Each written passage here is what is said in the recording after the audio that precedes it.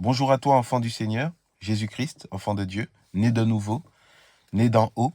J'aimerais te passer ce message en ce matin pour te dire que évangile ne rime pas avec zone de confort. Évangile ne rime pas avec béquille, avec appui. Euh, des fois, tu vas vivre des choses qui te font sortir de cette zone de confort, là où tu te sens bien, là où tu te sens en sécurité. Parce que l'évangile consiste en la foi, mais pas que. L'évangile consiste à ne pas regarder à son propre intérêt, à oublier nos propres intérêts, ce qui nous permet de rester dans une zone de sécurité, de confort, et qui malheureusement ne nous permet pas d'expérimenter la foi en Jésus-Christ.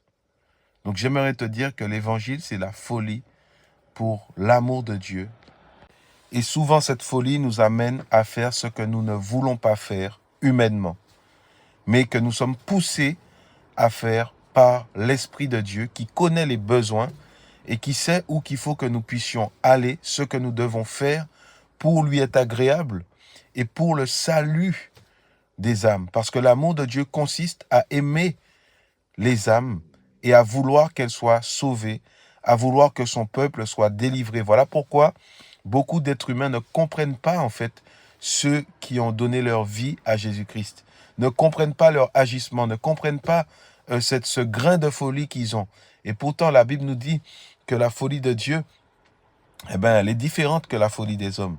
Parce qu'il y a une folie selon l'homme. Pour l'homme aujourd'hui, fumer, ce n'est pas être fou, parce que la loi nous permet de le faire. Mais selon Dieu, c'est une folie extrême.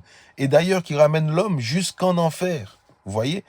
Selon Dieu, annoncer l'amour de Jésus-Christ en public, ce n'est pas une folie, mais pour l'homme, c'est une folie. Vous voyez la différence ?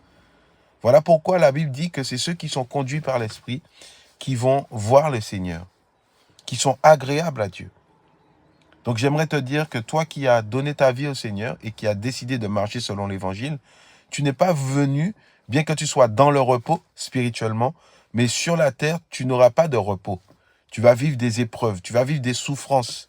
Si tu décides de suivre le Seigneur, tu seras toujours amené à confronter un certain nombre de situations qui est difficile à gérer pour la chair, mais qui est nécessaire pour ton salut. Je te souhaite une excellente journée, sois béni. Au revoir et à bientôt.